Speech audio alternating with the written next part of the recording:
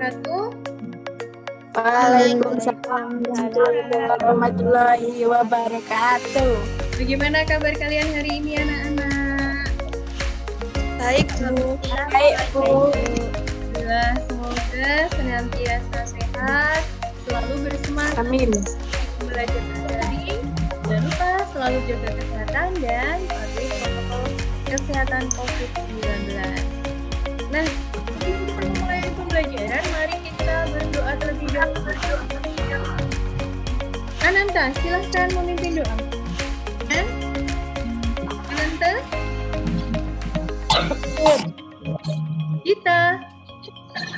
Kita minggu kemarin adalah tentang perdagangan internasional.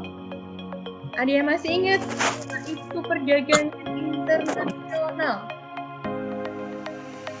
Saya Bu. Silahkan Dita. Perdagangan internasional adalah kegiatan pertukaran barang dan jasa antar negara atau lebih untuk mendapatkan keuntungan. Selamat buat Dita. Semuanya bersemangat tentang ekonomi kreatif. Nah, yang akan kita pelajari tujuannya adalah yang pertama, kalian nanti bisa memahami pengertian ekonomi kreatif dengan benar. Yang kedua, kalian bisa mengidentifikasi jenis-jenis ekonomi kreatif dengan tepat. Yang ketiga, ada 3 penilaian yang akan saya ambil. Yang pertama, penilaian sikap kalian. Yang kedua adalah penilaian pengetahuan. Kalian akan mengerjakan hal di pembelajaran. Kemudian yang ketiga adalah penilaian keterampilan, yaitu saya akan menilai posisi kalian, bagaimana cara kalian berpresentasi, bagaimana cara kalian menjawab dan aktif di kegiatan kelompok. Untuk memulai materi kita hari ini, saya ingin menyajikan gambar.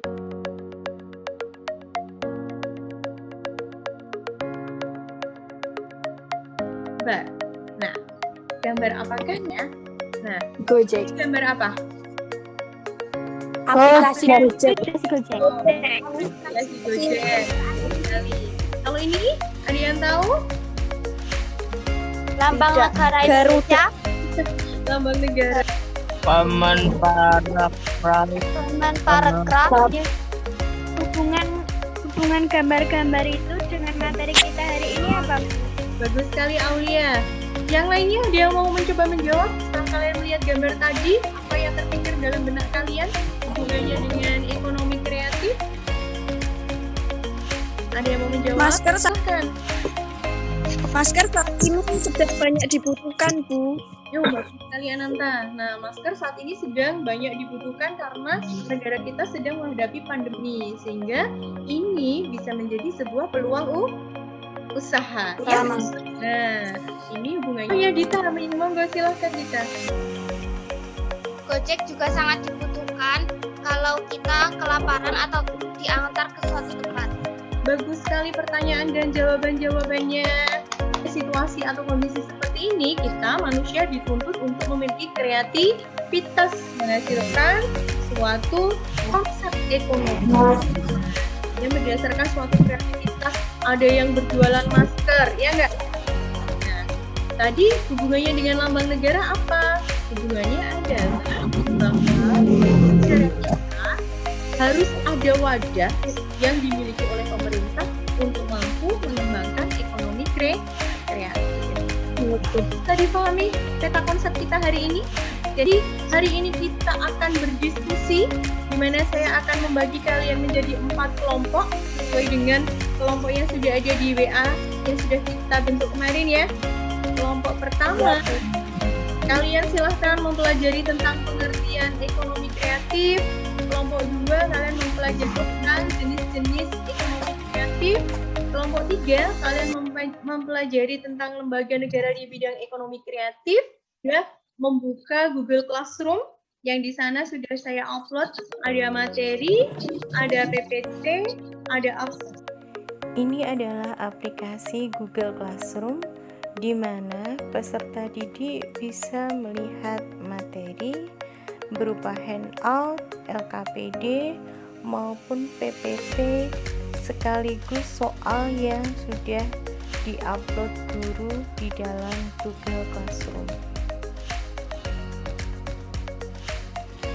Ini adalah tahap tiap-tiap kelompok melakukan diskusi untuk melakukan pengumpulan data dan pengorganisasian data.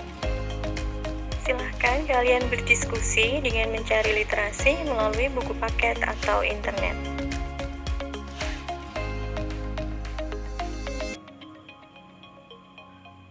Menurut dari hasil pencarian,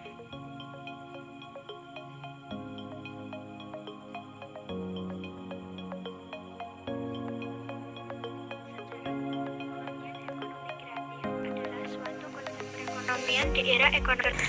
Bagaimana cara mengembangkan kreativitas?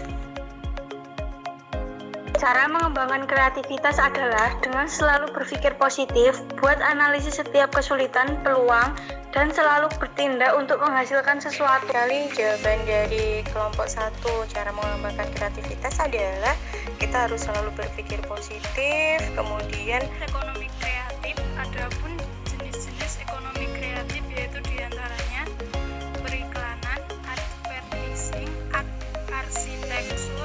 arsitektur, pasar. Dari 14 jenis ekonomi kreatif, bidang mana yang menurut kelompok 2 paling prospek dikembangkan dan jelaskan alasannya. Menurut kami, salah satunya adalah fashion. Karena fashion itu selalu berkembang dan orang cenderung mengikuti tren yang terjadi, terutama kaum perempuan. Sekalipun pakaian sudah banyak, asal ada model baru pasti cenderung membeli. apakah yang dimaksud dengan roadmap industri? Roadmap industri artinya memetakan dan mengembangkan potensi ekonomi kreatif yang ada di daerah-daerah.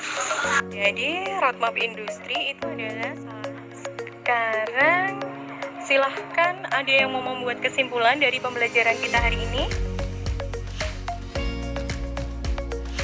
Ekonomi kreatif sangat penting sekali untuk dikembangkan di dalam masyarakat sebagai solusi di tengah banyaknya PHK akibat pandemi COVID-19.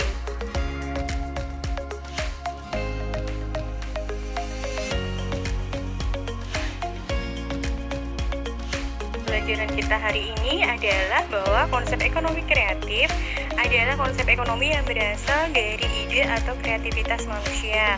Kemudian ada 14 sektor ekonomi kreatif, ada periklanan, ada advertising, arsitektur, ada pasar barang seni, ada kerajinan, ada desain fashion, ada video, film, ada game, ada seni pertunjukan, ada layanan komputer dan piranti software, kemudian ada ketiga, untuk mengakomodir kegiatan ekonomi kreatif, pemerintah membentuk Badan Ekonomi Kreatif atau Bekraf pada tahun 2015 yang pada tahun 2019 direktur menjadi Kementerian Pariwisata dan Ekonomi Kreatif.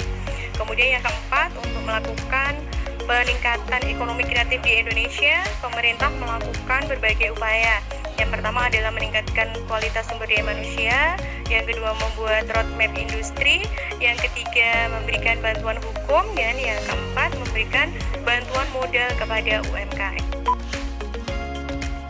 Ini adalah kegiatan refleksi di mana peserta didik mengerjakan soal yang ada di Google Form yang sudah diupload di Google Classroom.